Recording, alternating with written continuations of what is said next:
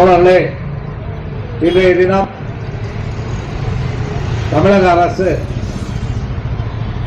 போக்குவரத்து கழகங்களிலே கடந்த 23 மாதங்களுக்கு மேலாக பணி ஓய்வு பெற்று சென்ற தொழிலாளர்களுடைய ஓய்வு கால பலன்களை வழங்க வேண்டும்.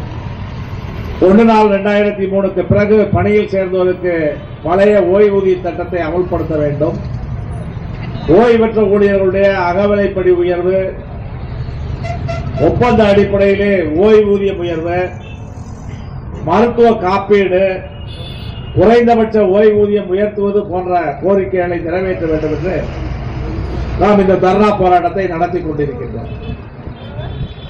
தர்ணா போராட்டம் சம்பந்தமாக பத்திரிகைகளுக்கெல்லாம் செய்தி சென்று நேற்று இரவு ஒரு பத்திரிகை நிருபர் என்னிடம் தொடர்பு கொண்டு பேசினார். அவர் என்கிட்ட என்ன கேட்டார்னா, எங்க இப்பதானா ஒப்பந்தம் முடிஞ்சிச்சு, ஒப்பந்தம் முடிஞ்சு 2 மாத காலம் கூட ஆகவில்லையே, மறுபடியும் போராட்டம் அறிவிச்சிருக்கீங்களா, அப்படி என்னதாக உங்களுக்கு பிரச்சனை என்று கேட்டார். நான் சொன்னேன், கோரிக்கைகள் இருக்கிறது, இருக்கிற கோரிக்கைகள் தீராத நிலையிலே தான் இந்த போராட்டம் என்று சொன்னேன். எல்லா பிரச்சனையும் அமைச்சர் முடிச்சிட்டீங்களா, முடித்ததாக சொல்லுகிறாரே என்று. அமைச்சர் அப்படித்தான் சொல்லிக்கொண்டே இருக்கிறார். நம்ம 25,000 காலி பணியிடங்களை நிரப்ப வேண்டும் என்று கோரிக்கை வைத்தோம். அமைச்சர் போகிற இடமெல்லாம் என்ன சொல்கிறார், நம்ம கேட்டது 25,000 காலி பணியிடங்கள். ஆனால் அமைச்சர் செல்லும் இடங்களில் எல்லாம் நாங்கள் 685 பேரை போட்டுட்டோம், 685 பேரை போட்டோம்னு சொல்லிக்கிட்டே இருக்கிறார். கோரிக்கை வைத்தது 25,000, ஆனால் அவர்கள் சொல்வது 685 பேரை பணி நியமனம் செய்து விட்டோம் என்று. நாம் வைத்த கோரிக்கைக்கும் அரசாங்கம் நிறைவேற்ற கோரிக்கைக்கும் பெருத்த இடைவெளி இருக்கிறது. இங்கே கூட நடராஜன் நான் வரும்போது பேசிக் கொண்டிருந்தார். ஓய்வு பெற்ற ஊழியர்களுடைய பிரச்சனையை பேசும் பொழுது இங்கே பேசக்கூடாது என்று அதிகாரிகளும் அமைச்சரும் கூறியதாக சொன்னார்.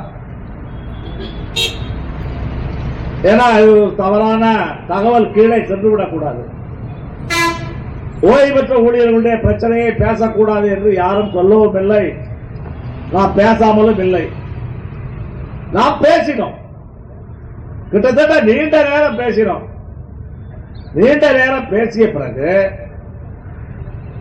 வேறொரு சங்கம் எந்திரித்து பேச ஆரம்பிச்சார்.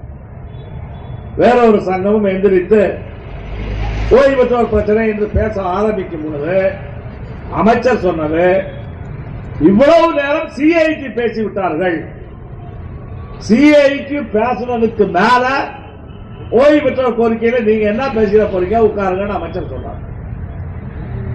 ஆக எல்லா பிரச்சனையும் நம்ம பேசினோம். அதாவது பிரச்சனை என்ன, நாம் பேசியதற்கு அரசு தரப்பிலேயோ அமைச்சர் தரப்பிலேயோ எந்த விதமான பதிலும் இல்லை. இது முடியும், இது முடியாது, இதை இப்படி செய்வோம், இதை இப்படி செய்ய முடியாது என்ற அடிப்படையில் அவர்கள் சொல்ல வேண்டும். ஆனால் எந்த பிரச்சனைக்கும் எந்த பதிலையும் அரசும் சொல்லவில்லை, அதிகாரிகளும் சொல்லவில்லை, அமைச்சரும் சொல்லவில்லை.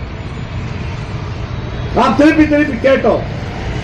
23 மாதங்களாக ஓய்வு கால பலன் கிடைக்கவில்லை.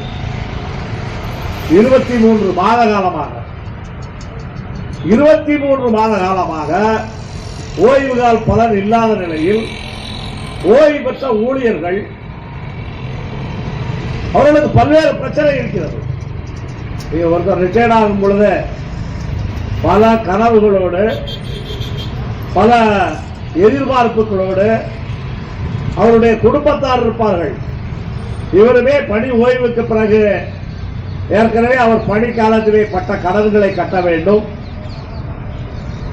பணி ஓய்வின் மூலமாக கிடைத்த பணத்தை வைத்து அடுத்தடுத்த காரியங்களை ஆற்ற வேண்டும் என்ற மனநிலையிலே தான் எல்லோருமே பணி ஓய்வு பெறுகிறார்கள்.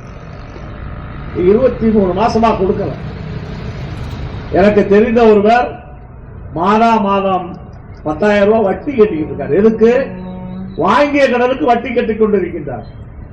கிட்டத்தட்ட அவர் ஓய்வு பெற்று 15 மாதங்கள் ஆகிவிட்டது. 15 மாதங்களாக அவர் வாங்கிய கடனுக்கு கட்டிய வட்டியே 1.5 லட்சத்துக்கு மேலே. ஆனால் அவருக்கு நிர்வாகம் தர வேண்டிய பணம் 30 லட்சம் ரூபாய்.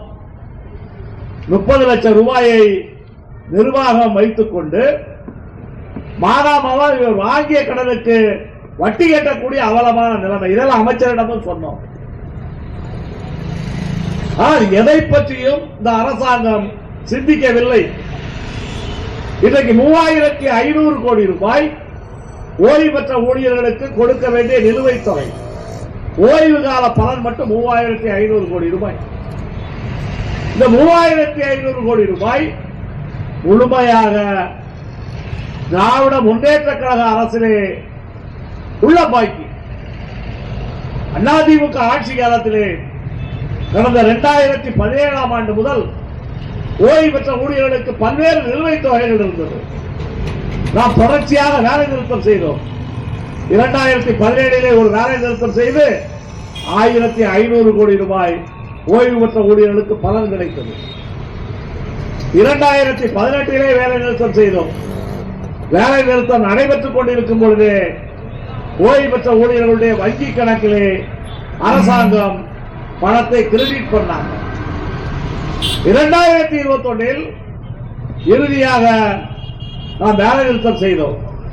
வேலை நிறுத்தத்தினுடைய 2வது நாள் தேர்தல் கமிஷன் தேர்தலை அறிவித்தது. வேறு வழி இல்லாமல் நாம் வேலை நிறுத்தத்தை தொடர முடியவில்லை. ஆனால் அரசாங்கம் ஓய்வு பெற்ற ஊழியர்களுக்கு கொடுக்க வேண்டிய 1400 கோடி ரூபாய் ஓய்வு கால பலன்களை ஒதுக்கீடு செய்து அரசாணை வெளியிட்டு விட்டுத்தான் அதிமுக ஆட்சி பதவியை விட்டு சென்றது. திமுக ஆட்சி வரும் பொழுது ஓய்வு பெற்ற ஊழியர்களுக்கு ஒரு பைசா கூட பேலன்ஸ் கிடையாது. ஒரு பைசா கூட பேலன்ஸ் கிடையாது. இதே பல்லவரிடத்திலே ஒரு பேச்சுவார்த்தை நடைபெற்றது. அப்போது முதலாக போக்குவரத்து அமைச்சராக பதவியேற்ற மாண்புமிகு ராஜகண்ணப்பன் அவர்கள் எல்லா சங்கங்களையும் அழைத்து பேசினார்.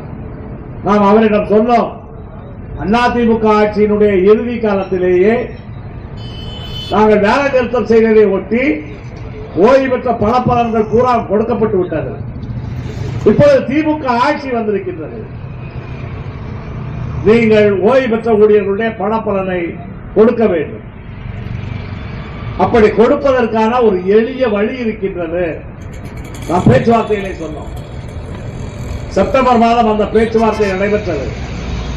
ஓய்வு பெற்ற ஊழியர்களுக்கு இதுபோன்று ஓய்வு கால பலன் கிடைக்காமல் இருப்பதற்கான காரணம் என்ன? ஒரு தொழிலாளி பணியிலே இருக்கும் பொழுது அவரிடமிருந்து வருங்கால வைப்பு நிதி பிடித்தம் செய்யப்படுகின்றது. இந்த பிடித்தம் செய்யக்கூடிய வருங்கால வைப்பு நிதி நம்பகத்திலே டெபாசிட் செய்யப்பட வேண்டும். அதேபோல் தொழிலாளிக்கு மாதம் பணிக்கொடை டிரஸ்டுக்கு என்று ஒதுக்கக்கூடிய தொகையை பணிக்கொடை டிரஸ்டில் டெபாசிட் பண்ணும். ஆனால் கடந்த 10 ஆண்டுகளாக என்ன நடைமுறை? பிஎஃப்லே பிடிக்கக்கூடிய பணம் பிஎஃப் அக்கவுண்டுக்கு போவதில்லை.